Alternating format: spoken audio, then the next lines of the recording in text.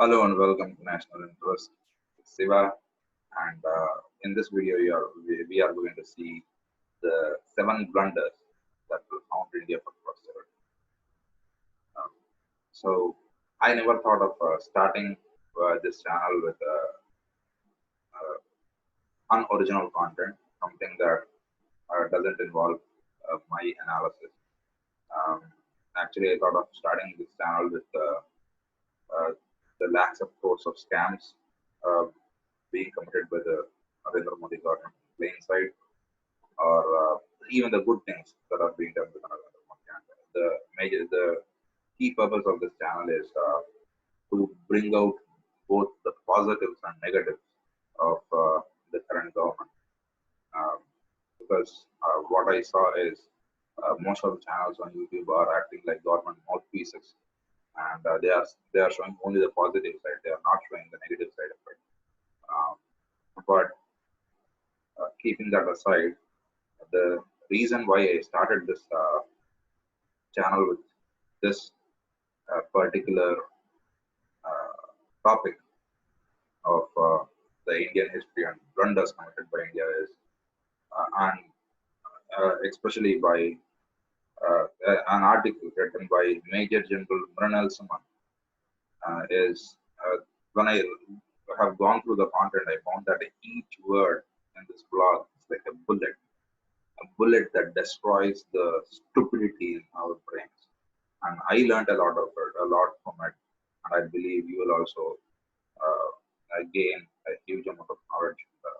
The military perspective, you will see, you could see it through the eyes of the military man. And I felt that every word it is like blood dropping from the heart of the military man. It has so much pain.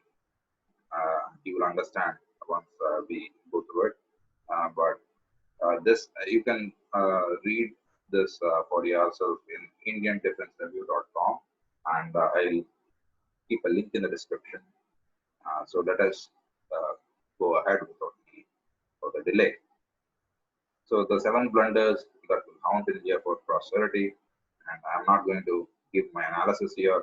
I'm just going to read it out, and maybe at the end of the point I'll add 1 or 2 lines to give my personal opinion. That's it. Okay, it's very self-explanatory.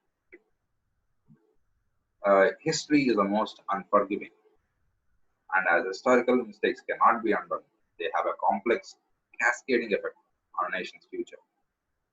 Here is a saga of 7 historical blunders that have changed the course of independent India's history and cast a dark shadow over its future. And these costly mistakes will continue to haunt India for generations. They have been recounted here in chronological order, the view to highlight the inadequacies of India's decision-making apparatus and leadership's incompetence to act with vision. So, in this entire paragraph, um, he clearly mentions the purpose of this entire blog.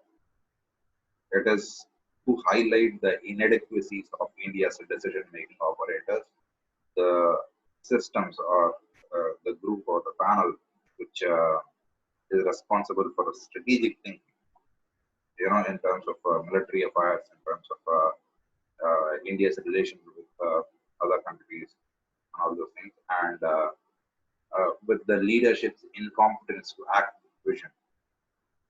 How do we want our country to develop? There should be a common vision.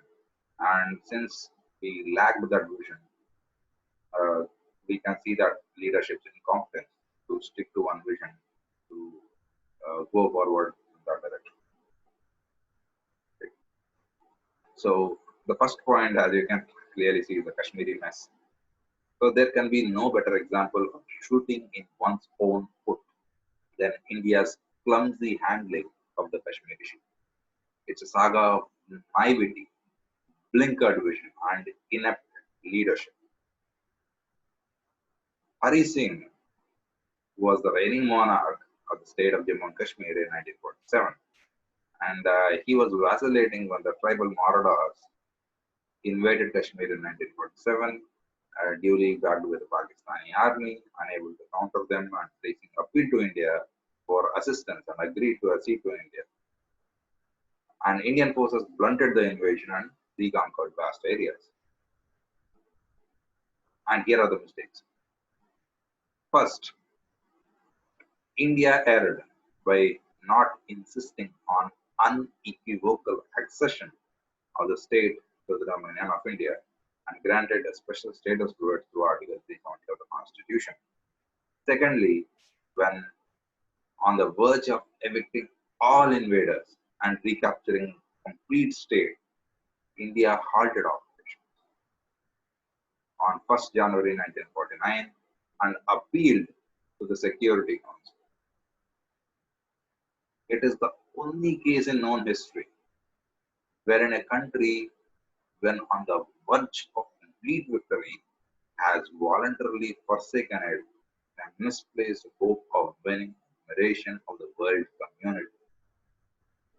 And thirdly, and most important, most shockingly, the Indian leadership made a highly unconstitutional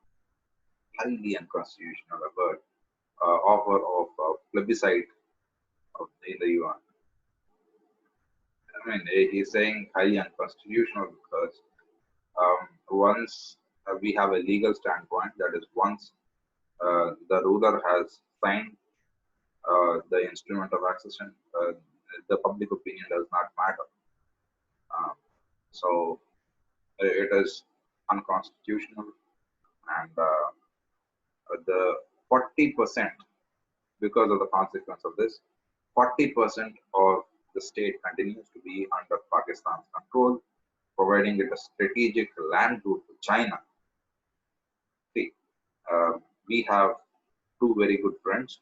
One is China, which occupied our part of Sichin, and there is another very, very good friend called Pakistan, which occupied this area called Pakistan occupied Kashmir. They say that this is Gilgit-Baltistan, but we say Jammu and Kashmir. So this is a part of that. You can say, call whatever it is. So as you can see, there is no direct land route between our two good friends. The only land route that is available is because of how we handled the Kashmir issue. We let them to have a land border through which the China-Pakistan economic corridor is currently running. So it is our own doing. It is not the mistake of China or Pakistan. If we are too weak to defend ourselves, then somebody will smash it. It's obvious. So we should not blame them for doing that. Yeah, they just took the advantage of our stupidity. So that is what happened in the first part. So as a fallout of this unresolved dispute, India and Pakistan fought numerous wars and skirmishes with no solution in sight, and worst, the local politicians are holding India to ransom by playing Pakistan card. And Kashmir issue is a self-created cancerous furuncle that defies all medications and continues to bleed. It is a kind of cancer for India because what happens when a person has cancer? He will feel ill and he might die. Since we are since this Kashmir issue is continuously draining money from the India's exchequer, we are not able to grow faster.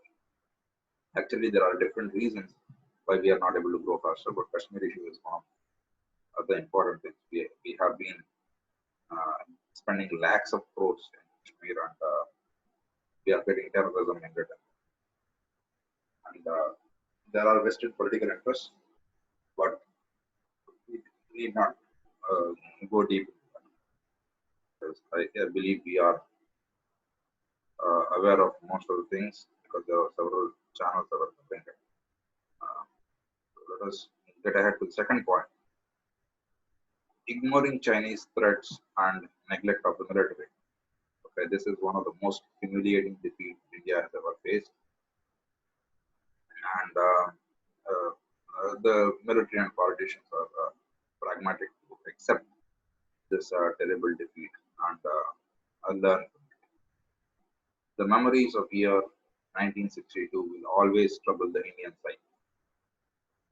A nation of India's size had lulled itself into believing that its um, protestations and the platitudes of peaceful coexistence would be reciprocated by the world. It is often stated that a peace-loving nation like India does not need military at all. The armed forces were neglected. The political leadership took pride in denigrating the military leadership and meddled in internal affairs of the services to promote psychophancy. The foreign policy was in shambles. Intelligence apparatus was rusted. Even though the signs of Chinese aggressive intentions were clearly discernible for years in advance, the Indian leadership decided to keep its eyes shut in the fond hope that the problem would resolve itself. China, and when China struck, the country was caught totally unprepared. This is important because um, it is completely a diametrically opposite situation that we are facing right now. The country was caught unaware in 1962. We were unprepared. We did not expect this to happen because our great first Prime Minister, Mr. Jawaharlal Nehru, based on whose name there are several roads everywhere. He said that, oh my God, China is off and it is now what's against it. So when China struck, the country was caught totally unprepared. Troops were rushed to snowbound areas with summer clothing and outdated rifles. Now, despite numerous sagas of gallantry, the country suffered a terrible embarrassment. India was on its knees, and with the national morale and pride in tatters, India was forced to appeal to all nations for military aid.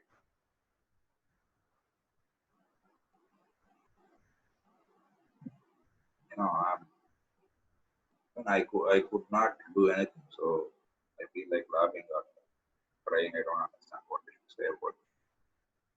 With national morale and pride in Tartars, India was forced to appeal to all nations for military aid. Inept and incompetent leadership had forced a proud nation to find solace in Lata Mangeshkar's I May Rava. I don't understand what this is. It might be some Urdu song or something. But so I know Lata Mangeshkar is a great singer. But the you can understand this is one of the worst defeats that India has ever faced, and the situation is uh, majorly different because in war it doesn't matter whether the country is big in size, its economy is bigger, or anything like that. It all depends on how prepared the country is. If we are expecting some kind of an attack and if we are prepared for it, it is very difficult even for a much bigger nation to, what to say, defeat us so decisively. Okay? But if we are unprepared, unaware, then it is very easy even for a small nation to surprise and attack, destroy even a much bigger nation. As an example of this, you can see the Six-Day War by Israel on three countries simultaneously. When Jordan, Egypt, and Iraq, these countries were simultaneously, I would say, defeated by the Israeli forces. Israel, much small country, defeated uh, all three countries combined in just 6 days. And individually, these countries are much bigger than the Israel. So it all depends on preparedness. It does not war. The victory in war does not depend on the economy as China is claiming it to be. Like it is 5 times greater than India, so it can win the war. It is not necessarily the case. Yes, like, having a bigger economy has a positive fact, but just having economy does not ensure that you win the war. It all depends on preparedness, preparedness, preparedness. That's it. Even if the terrain is unfavorable to us, we can prepare the way the Israelis have prepared in the 6 Day War. You can see it in the YouTube, or I'll keep the links in the description. Uh, so, I mean, so basically the concept is this: that our situation right now, the border skirmish with China is different from 1962, and in 1962 this was a major uh, problem with our foreign policy and our leadership that has resulted in this unfortunate defeat. And the third point is the Tashkent Agreement and return of Haji Pir Pass. Now, this is done by one of the most respected prime ministers. I mean, he's seriously respected, not jokingly. He's Lal Bahadur Shastri. And most of the people consider Russia to be a friend. Yes, it did help India in some situations. But in this particular situation, Russia has always helped itself more than it helped India. And you can see here in Tashkent Agreement, this is what has happened. In the following ceasefire after the Indo-Pak War of 1965, the Russian-sponsored agreement was signed between India and Pakistan in Tashkent um, on 10th January 1966. Under the agreement, India agreed to return the strategic Haji Pir Pass to Pakistan, which it had captured in August 1965, against heavy odds and at huge human cost. The pass connects Pooch and Uri sectors in Jammu and Kashmir and reduces the distance between the two sectors to 15 kilometers, whereas the alternate route entails a travel of over 200 kilometers. India got nothing in return except an undertaking by Pakistan to abjure war, an undertaking which meant little as Pakistan has never had any intention of honoring it, and return of vital RGP pass was a mistake, monumental proportions, for which India is suffering today. And in addition to denying a direct link between Kuch and Udi sectors, the pass is being effectively used by Pakistan to sponsor infiltration of terrorists into India. Now, inability to resist Russian pressure was a manifestation of the boneless Indian foreign policy and short-sighted leadership. He is criticizing the military general. He is criticizing even the Lal Bahadur Shastri, who uh, took the decision to open up a new war front with Pakistan and give a decisive blow.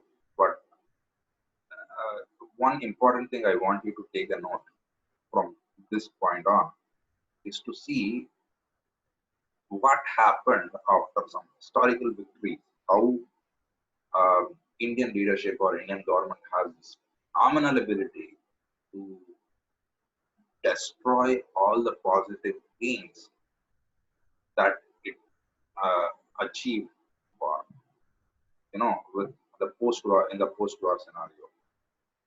For example, Lal Bahadur Shastri took right decisions to open new front, to open new direction of war with Pakistan, to seaports and all those things. And he brought Pakistan to the knees, and we occupied crucial militarily strategic points like Haji Pass, without which if we had that in control, then I mean there are some geographical areas with some strategic advantages. So if we had those kind of advantages, it would be much more difficult for uh, to send terrorists to our lands. And every other day we see something happening in the food sector of Jammu and Kashmir. So here, Mr. Mrinal Suman, he clearly mentions about this Haji Pir Pass, which gives us the distance between this Puri and food sectors by just just 15 kilometers. From the distance from the Indian side is 200 kilometers. So there are many such things, but from this point on, you will see how Indian leadership has successfully destroyed the advantages that we gained by giving huge amount of lives in the war, and we destroyed all the political gains, all the all the geographical gains, and all the other things. Uh, okay, let us see how this has happened. The fourth blunder is the Shimla argument. Um, with the fall of Dhaka on 12th December 1971, India has scored a decisive victory over Pakistan. Over 96,000 Pakistani soldiers were taken prisoners of war. Later, an agreement was signed between the two countries on 2nd of July 1972 in Shimla. Both countries agreed to exchange all prisoners of war, respect the line of control in Jammu and Kashmir, and refrain from the use of threat or force. Additionally, Bhutto gave a solemn verbal undertaking to accept LOC as the de facto border. De facto border. India released all Pak POWs or prisoners of war in good faith. Pakistan, on the other hand, released only 617 Indian prisoners of war while holding back 54 prisoners of war who are still languishing in Pakistani jails. The Indian government has admitted this fact a number of times, but has failed to secure their release. India failed to use the leverage of 96,000 Pak prisoners of war to discipline Pakistan, a rare opportunity that was thus wasted. What to talk of establishing permanent peace in the subcontinent? India failed to ensure the release of all Indian prisoners of war, criminal commission by all accounts. Just imagine this: cutting the throats and mutilating parts. They are inhuman. But what about the lives of all these 54 Indian soldiers for all these years? Just imagine. 1971. How many years ago? I mean, most of them have died already. But what if even one person is alive out of these 54? All these years, just imagine, around 50 years.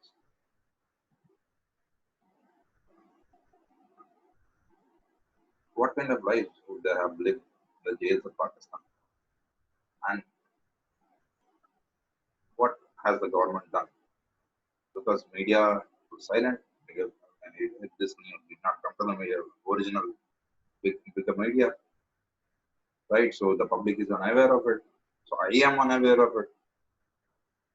And 54 prisoners of war. And we released 96,000. And what did we get? Most important, nothing. We did not even get a single territory. All we could do is, I mean, with all the intelligence wings like RAW, with, uh, with the support of Mukti Bahini, with our military, we were able to separate, help the East Pakistan to gain independence. I'm not saying we did something great. It is Pakistan which included and divided into two parts, but we facilitated it. And Indira Gandhi had this vision, and she had a bigger vision. It was spoiled by Russia. That is what I heard from my sources. But you know, it is unfortunate thing, but it is a criminal mission by all accounts. So it is the government which is acting criminally by forsaking its own soldiers. And naivety of Indian delegation can be seen from the fact that it allowed Pakistan to bluff its way uh, through at Simla. The Indian leadership was fooled into believing Pakistan's sincerity. Unquestionably, Pakistan never intended to abide by its promises, both written and verbal. The fruits of hard-fought victory in the battlefield were frittered away on the negotiating table by bungling leadership. What else can be said?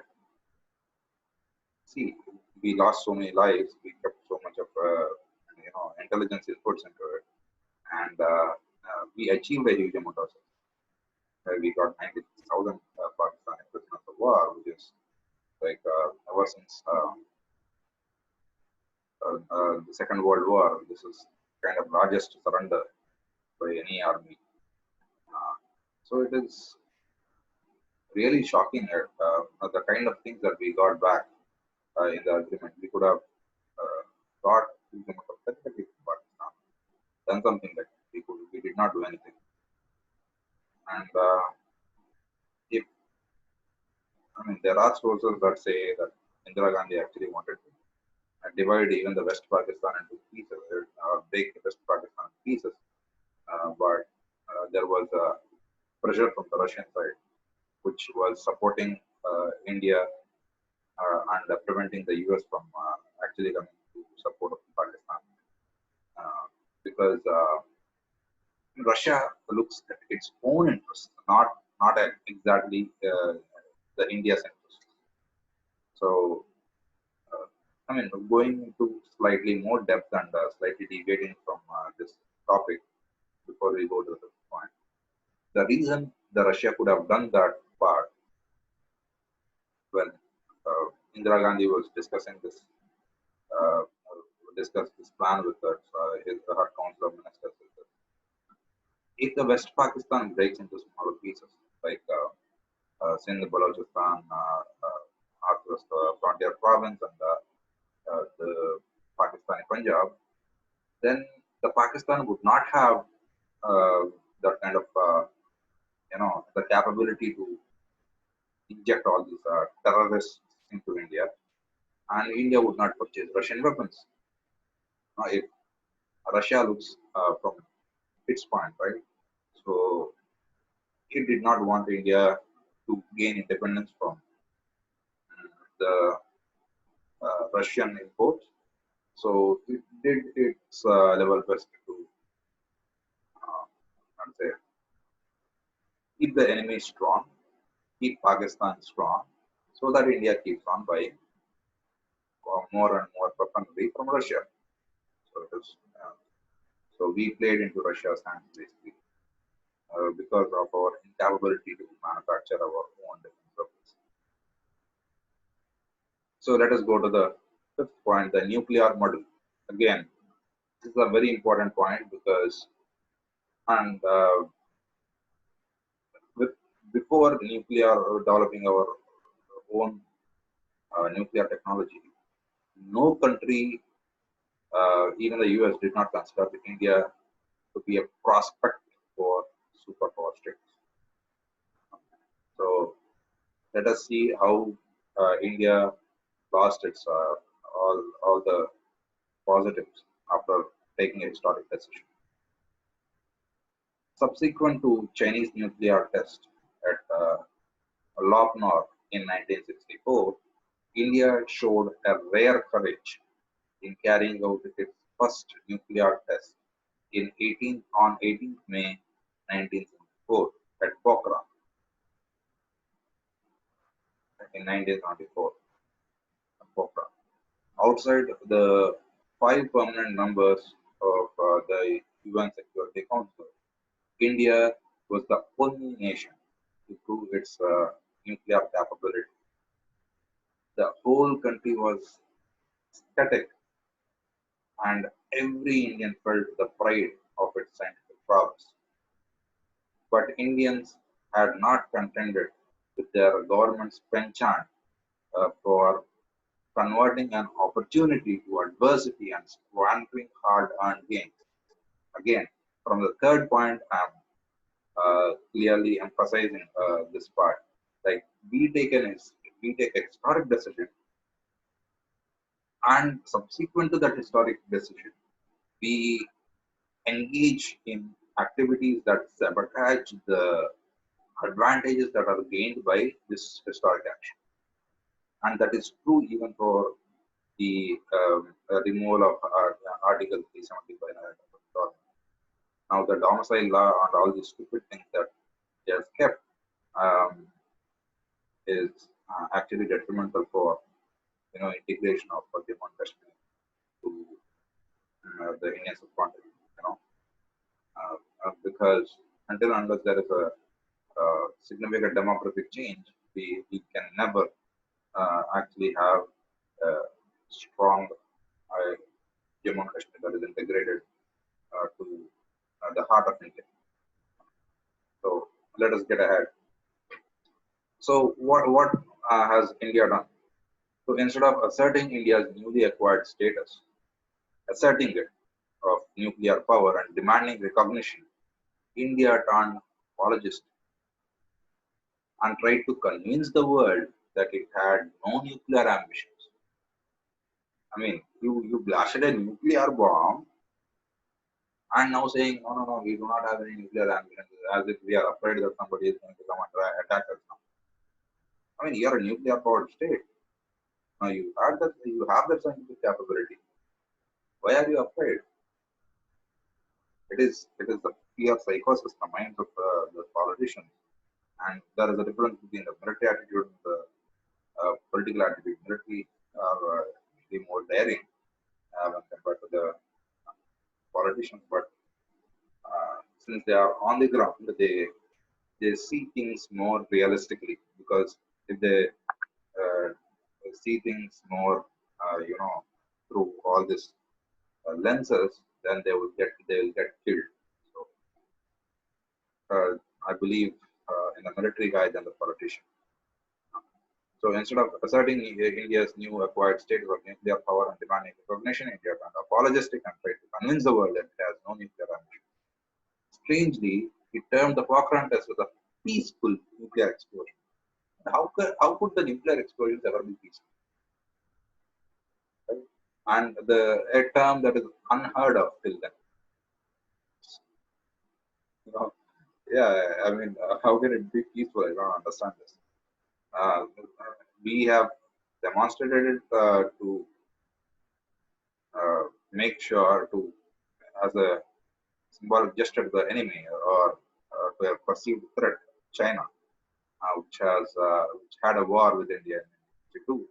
We said that, hi China, you are a nuclear power and we are also a nuclear power, so please do not try to say come to war with us, because that will ensure a mutually assured destruction. So instead of saying that openly, we said no, no, no, this is a peaceful nuclear explosion. So that is how we are kicked by every nation. You can see what happened. Now the defense minister went to the extent of claiming that Indian nuclear experiment was only for mining, oil and gas prospecting, for finding underground resources of water, for diverting rivers, for scientific and technological knowledge. It was a self-deprecating stance. It is very clear. Yes, it is a self-deprecating stance and displaying acute inferiority complex. India did not want to be counted as a member of exclusive nuclear club. Well, this is true, and I will take the liberty of diverging slightly from the topic because it is relevant. And this is true even in case of India's space policy. India does not say its space programs are for the economic benefit or economic exploitation of space. Never said that. I did not at least hear that India wants to go for economic exploitation of space. But China is very clear that it wants to exploit space for minerals, for economic development, for its own economic development. Now, India says it is for scientific, technological development. What the bullshit is that? What the bullshit is that? We are a poor nation, and by we are building our technologies, our capabilities in space to advance economically. That is what we can say. And if we can find something in space that is beneficial for the economy of India, for the people of India, for the further advancement of technology to solve our problems here on Earth, then we can obviously go for economic exploitation of space. Who is stopping us? I mean, if it is the Indian inferiority complex, it is the government's inferiority complex to clearly state that we are going to space for our economic benefits. Yes, India is a poor country. That is why our space exploration should have an economic angle to it. Doesn't that make sense? Okay, India is a poor country. That is why it is going for science and technology development. That's what a bullshit is that. We are using science and technology, our space technology, to get economic gains for our government as well as for the people, for the country. That should be the objective. That objective should be clearly stated. Why are we shying away from that? That is all the inferiority complex that is available and that is there in the Indian citizens' mansion mostly, and that is reflected in the attitude of the politicians because they are also Indian citizens. So the other thing, the criticism and sanctions were expected and must have been factored in for opting for the nuclear test. Well, uh, if I slap you, I should expect before slapping you that you would slap back, and I should be prepared for that, right? So it is obvious that when a country has done a nuclear test and if it is not a UN security member of UN Security Council, there would be sanctions. And once that should be factored in, and we should be able to handle that. And we have handled that, but in a very bad manner, politically in a very bad manner. Whereas a few more assertive follow-up tests would have forced the world to accept India as a member of the nuclear club. India went into an overdrive to placate the world through a self-imposed moratorium on further testing. It lost out on all the advantages provided to it by its scientists. It suffered sanctions and yet failed to gain recognition as a nuclear power. The country missed golden opportunities due to the timidity and the spinelessness of its leaders.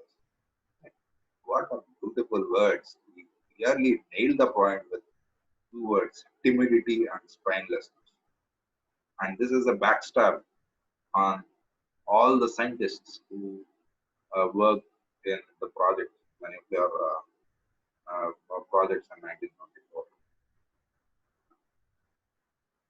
So, in previous cases, they backstabbed the military in 1962 and 1971 because, I don't know, even in 1965 actually, by giving away the Haji Pir Pass.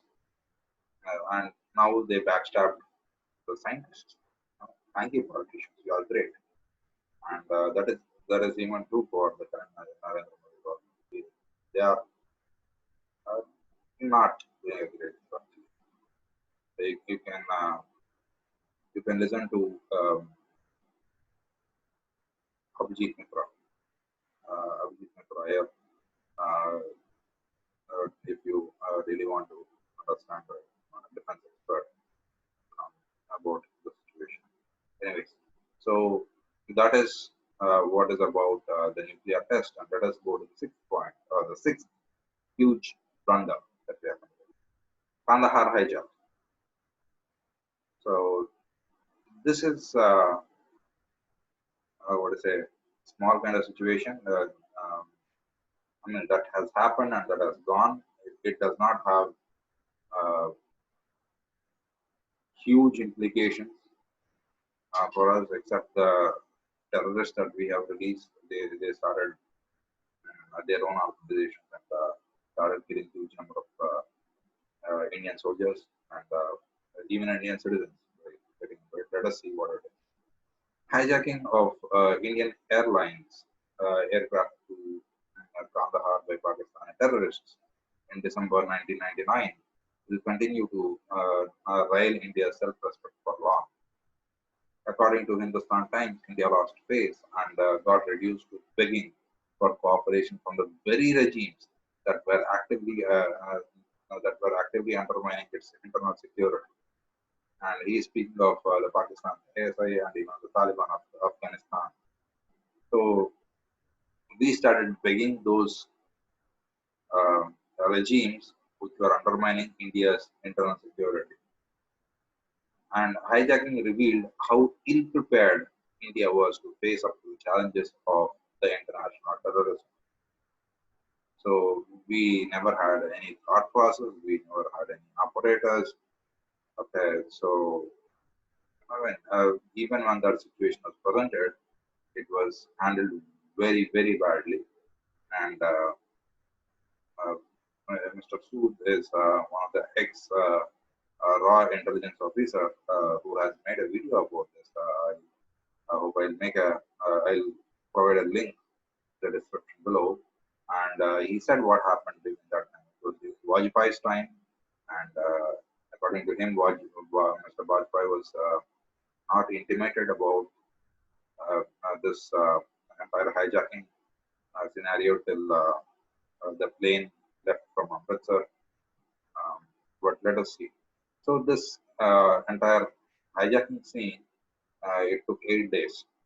Okay, 8 day long ordeal was over when India's national security advisor brazenly announced that the agreement has been reached for the release of all the hostages in exchange for three Kashmiri militants, including Maulana Masood Azhar. Sadly, the Prime Minister claimed the credit for forcing the hijackers to climb down on their demands. Worst was yet to follow. India's foreign minister decided to accompany the released militants to Kandahar as if seeing of honored guests. What a shame. Foreign minister accompanying terrorists and releasing them. And Prime Minister, Mr. Vajpayee, claiming that he has done a wonderful thing by, what is it, making terrorists claim less number of releases of terrorists. And this Masood Azhar has started organizations that killed a huge number of Indian soldiers and spread terrorism. The reason I initially said that this is a small event and it does not what to say fit into the seven Himalayan blunders is during the same Vajpayee regime there is um, the Kargil War, which is a much bigger Himalayan blunder than the hijacking event that took place. The reason I say that is uh, we, in spite of being backstabbed during the Shimla agreement, in spite of being backstabbed with all the other agreements in Pakistan, Mr. Vajpayee, with his new fresh mind, thought that Pakistan suddenly becomes sincere and starts respecting India. And all this bus from India to Pakistan, all these things started going. And media was ecstatic about that, saying, "Oh my God, now we became friends, like India, Hindu Paki, bye bye kind of thing." But that is an unfortunate kind of stupidity actually, given by the BJP candidate and such a visionary leader who had the guts for making all these poker tests. Uh, but unfortunately, we were not, I would say, able to understand that Pakistan is to come and occupy our territory once we move our forces back during winter. Now, on one hand, all these things are going on, and on the other hand, the military came and it occupied our high grounds. That made our job very difficult to get them back. And the seventh is on the eastern front, on the Bangladeshi side. So it is the illegal immigration and passage of IDMT Act. So, you know, actually the Bangladeshi front is much more dangerous when compared to the Pakistani front, because our geography itself is not in our favor. Our geography is not in our favor. With that chicken neck, we could have got cut off, and it would become very difficult for us to survive or to control the northeastern states and protect our northeastern states. So let us see what he got to say about this illegal immigration in these areas. So it is a standard practice all over the world that the burden of providing one's status as a bona fide citizen of a country falls on the accused. It is so for India as it is so for India as well under Foreigners Act 1946. Now, political expediency forced the government to make an exception for Assam. In one of the most short-sighted and anti-national moves, India passed Illegal Migrants Determination by Tribunals Act of 1984 for Assam. This shifted the onus of providing illegal status of the suspended immigrant to the accuser. So the accuser has to prove that this fellow is not from India, he is from a foreign country. It is not like, okay, come on, show how is that you are a person from India. You show that, okay, who are your parents, okay, and verifying that data available in the national register. That is not how it is done because of this stupid act of IMDT. So it became, it fell onto the shoulders of the accuser to prove that that fellow is an illegal immigrant. And so, which has a tall and virtually impossible order. It was a tall and virtually impossible order. Detection and deportation of illegal immigrants became impossible.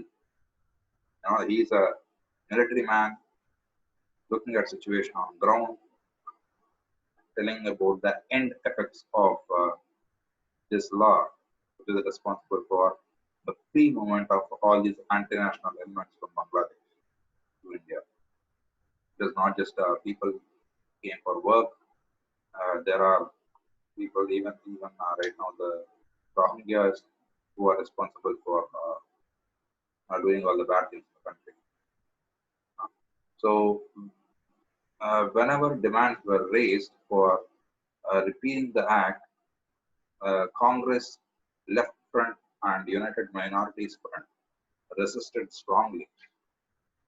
Illegal immigrants had become the most loyal vote bank of the Congress.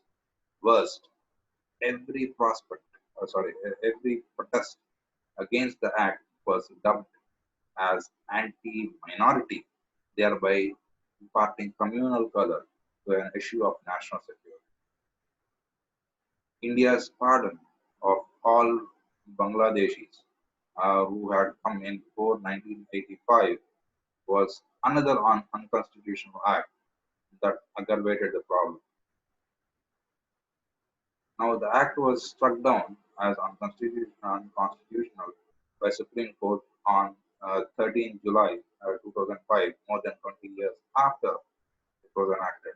The apex court was of the view that influx of Bangladeshi nationals to Assam posed a threat to the integrity and security of northeastern region. Unfortunately, immense damage had already been done to the democracy of Assam, and the local people of Assam had been reduced to minority status in certain districts. Illegal immigrants have come to have strong foot over electioneering to the extent that no party can hope to come to power without their support. Nearly 30 Islamic groups are thriving in the area to further their Islamist and pan-Bangladesh agenda. It is incomprehensible that the nation's leadership can stoop to so low, endanger even the national security for garnering votes. I mean, this is not me saying. I was of the similar view, but it is a military man on the ground saying that the politicians have supported these kind of uh, militant groups, even though they are actually striking the very nation because of which they became politicians. You So just for being in power for a short time, they are okay with compromising national security. And I believe it is because of exactly these kind of people that uh, India had to suffer, thousands of years of foreign rule. So the last thing what he asks is even more important. That is, finally, is India wiser today? Is India wiser today? See, the Tashkent agreement was an eye opener for us. The Shimla agreement was again an eye opener for us because Pakistan did not release our war prisoners, and we did not gain much except that we divided both Pakistans.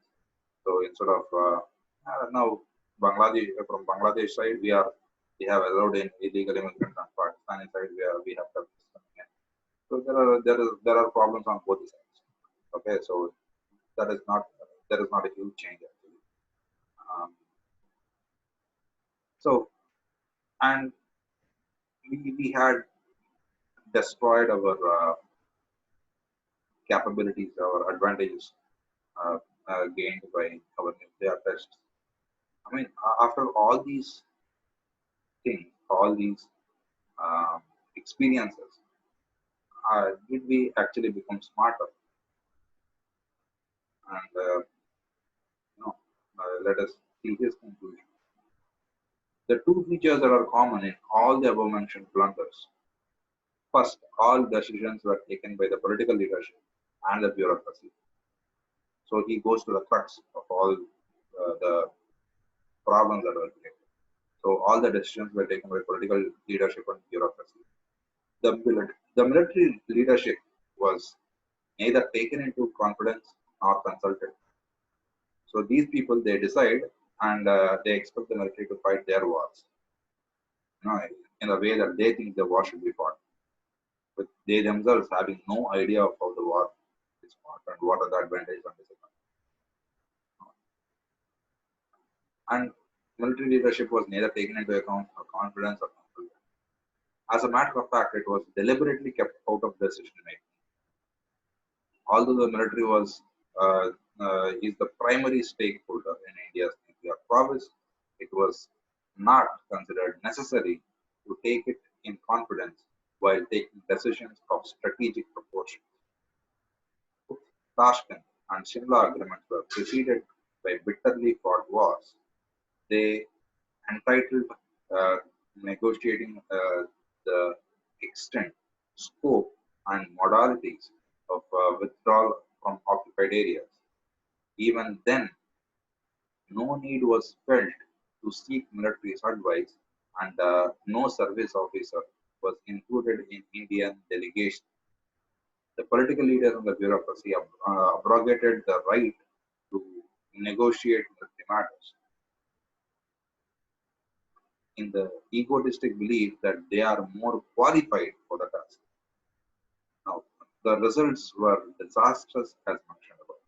Now, what happens if a person who did not even construct a small toy car starts going and building an aeroplane? Right? He does not have any. The similar thing happens when a person without any military knowledge goes about and discusses, you know, the things that are related to the military aspects, the, uh, the strategic advantages of having a military and military. There are a huge number of things, and I'm also not aware of that, and I accept it. So it is pretty much like, as you can see, they did a very bad job there. And the second common feature is that no political leader or bureaucrat was ever held accountable for monumental blunders made by them. This is another really frustrating thing. Like, these people literally damaged India's reputation, they damaged India's prospects and the political gain. And you know what happened? These people were uh, given, how to say, awards and rewards for that, as you can see here. So the second common feature is no political leader or bureaucrat was ever held accountable for monumental blunders made by them.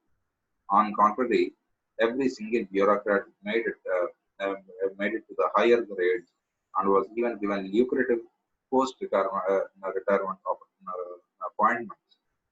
It is an obnoxious sight to see the guilty men of the above blunders masquerading as foreign policy experts on TV shows and unabashedly offering their pearls of wisdom. You know. This is true for many people, especially, I should say, Mr. Professor Nalapat. I'm not sure whether he is part of all these scams, but he keeps bringing up Quran and saying that every word of Quran is filled with love. Probably he should actually read Quran once. He's such a dumb fellow who unnecessarily brings Quran and says lies. Now, the above mentioned seven indispensable blunders have had enormous impact on the security, standing, and the history of India. Now, future generations will rue the fact that Indian leadership failed the nation at critical junctures due to incompetence, inaptitude, and selfish interests. Now, proclivity for perpetuating the personal power made the leadership short-sighted and egocentric. This is very important. Proclivity for perpetuating the personal power. That is, okay, I'm Narendra Modi or I'm Sonia Gandhi or I'm so and so, and I'm the king or queen of this nation, kind of an attitude. Uh, that egotistic or egocentric attitude has resulted in this short-sighted uh, policies that led to the historical blunders. Okay, but for the historical blunders, the current Indian geopolitical scenario uh, would have been totally different. Imagine if we had broken Pakistan into several pieces. Imagine if we attained self-independence in terms of different sector manufacturing. I mean, it is not difficult actually. If a country like Israel could make its own defense manufacturing capabilities, and if it is able to sell those things and actually help India in Kargil war, I don't see a reason why India with 1.3 billion people cannot build its own indigenous defense manufacturing. Except that the politicians were anti-national, and even now, I don't think. we are able to bring a policy that's strong enough. Okay, so has India learned any lesson? The last paragraph is actually the most important because even after all these blunders, did we learn? Unfortunately, none whatsoever. Not like, okay, we have learned this, we have learned this. No, we did not learn it. That is his conclusion, not mine. Okay? Again, yeah, he has been in those circles. I have not been in those circles. So I'm not giving, or to say, applying my own brain there, but I'm just reflecting on his thoughts and his pain that is shown in every word in this article. So even now, military leadership is consciously and willfully kept out of all decision-making apparatus. Even issues that affect national security of the nation are decided by bureaucrats who do not possess even elementary knowledge of military matters. No, see, I'm an electrical engineer. I'm an electrical engineer, and I do not have any idea of nanotechnology.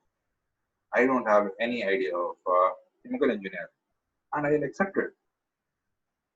And even for Mr. Narendra Modi, our great Prime Minister, if he does not know anything about economy, he should say that I do not know anything about economics.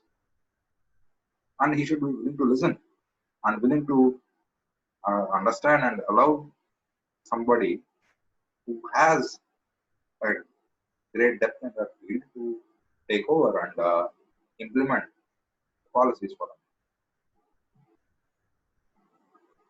Being egocentric is not going to benefit him or the country in the long run. And I'm going to expose future videos about the lakhs of crores of scams that are being done by, what to say, I don't say stupid Narendra Modi's policies, but actually hidden in plain sight scams or political scams. Anyways, so that is for the next video actually. Or I'll start on the third video. Next video I'll do something positive to keep the spirits up. Because I'm not how to say working as a party mouthpiece. I'll give both the positives and negatives of the current government so that I mean you can always agree or disagree. You can scold me in the comments if you want to. But my core intention of doing this is making you understand that there is a negative side to the current government as well. They are not doing everything that is beneficial for the nation. They are doing several things that are detrimental to the nation. And I'll put my conclusions with the adequate proofs. And if you have a difference of opinion, you can always put that in the comments so that even I'll make another video that okay based on so person's advice or I've gone through the relevant information and I change. I'll be very upfront regarding that, so that more and more people can watch, can benefit from the conclusions. Okay, so India has never, I mean, it did not learn even a single basic aspect from all these blunders. That is what is the conclusion of Mr. Mrinal Suman, and he says that it is only in India that a well-connected retired bureaucrats are offered membership to National Security Council as a rehabilitation measure. So if the bureaucrat is well-connected, that basically he knows the politician's weak points, he knows he's very has strong connections with the politician, okay, then you know there is like bureaucrats are offered membership to the National Security Council as a rehabilitation measure. Okay, just because that fellow should get good amount of money, of the taxpayers' money, irrespective of whether it is important or whether he has the adequate knowledge or not, he is kept in National Security Council. Great country. So merit and expertise are of little consequence. Further, India is perhaps the only country in the world wherein wherein NSC, National Security Council, does not have a single military member. Bureaucrats, ex-police officers have made NSC their exclusive domain, thereby depriving nation of expert military advice. Resultantly, recurring blunders will continue to cost the country dear. So this, there comes an end to all the frustration by Mr. Major General Mrinal Suman. But I hope this article would be the starting point of your understanding of uh, our Indian history, Indian modern history, say, and military history and the war history that we have gone. Because wars, though they happen for a very short time, uh, uh, they are really positive. Like entire nation on steroids, and uh, they will have a huge and long-lasting impact on lives of citizens. And if we did not learn anything from all these blunders, then I think we are going to face a huge uh, impact in the coming uh, days and months. Right? So there are several good things that are being done by the current prime minister, especially in terms of the national and international relations and in the military appointments. But there are several bad things that are being done by the current prime minister in economic aspects, which is economy is very important for the development of our military and the development of the political strength as well as the internal security and several other aspects. So, and Narendra Modi is doing several wrong things, several scams that want to expose that in the future videos. But the next video will be a positive thing on Narendra Modi government, and I'll alternate the positive and negative so that I will not be I will not be like your mouthpiece or you know Congress supporter. Not I criticize Congress.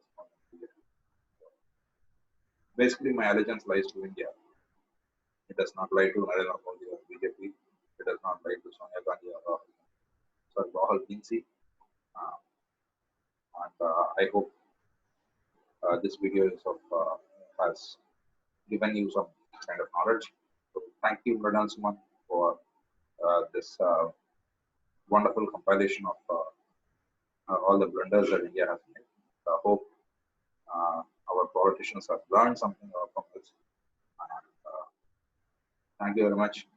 If you like this video on these kind of videos, then please click that like button, subscribe to this channel because you will learn some things and you will be given some actionable tips to which you could save your money and you could save India's money and you could take India forward and you could counter these kind of scams done to the government. Thank you very much. Have a great day.